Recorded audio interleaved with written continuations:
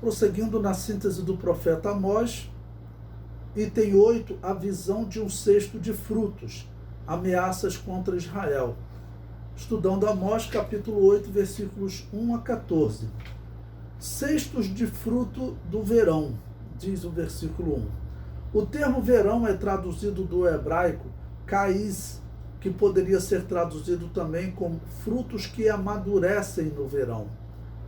Um cesto de frutas de verão ou maduros, frutos maduros não podem ser guardados por muito tempo.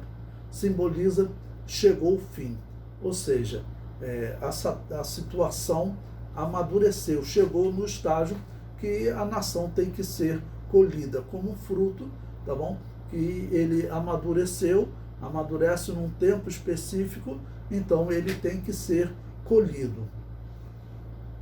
Versículo 11 diz: enviarei fome sobre a terra, não fome de pão, nem sede de água, mas de ouvir a palavra de Yahvé. Versículo 11. Chegaria o tempo que Deus não enviaria mais a sua palavra. Então a palavra disponível, estando a palavra disponível, eles desprezavam.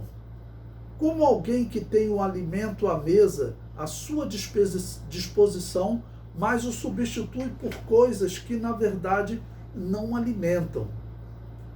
Quando Deus retirar o alimento da mesa, ou seja, quando cessar de enviar profetas, eles sentirão falta, né? Isso me faz lembrar a situação do rei de Israel, o primeiro rei de Israel, chamado Saul. Saul, quando Deus não falou mais com ele, ele ficou apavorado, acabou cometendo o grave erro, o grave pecado de consultar uma feiticeira, porque queria ouvir Deus falar. Esse início da fome iniciou com a morte de Jesus Cristo, ou seja, fome da palavra. A palavra do Senhor começou a faltar nas sinagogas. Após eles rejeitarem Jesus Cristo como Messias, as pregações nas sinagogas ainda tinham alguma unção, tinham alguma inspiração do Espírito Santo, mas com a morte de Jesus, a palavra lhe foi tirada e dada à igreja.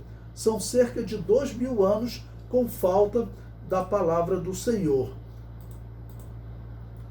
Jesus declarou isso, está registrado em Mateus 21, 43, quando ele diz: porque eu vos digo que o reino de Deus vos será tirado e será dado a uma nação que deu os seus frutos, que é a igreja. Então a igreja substitui Israel nessa função de pregar, anunciar a palavra de Deus aqui na terra. E depois desse período também, nós vemos que até a figura do sacerdote, ela desapareceu, porque eles não tinham mais tempo para cultuar.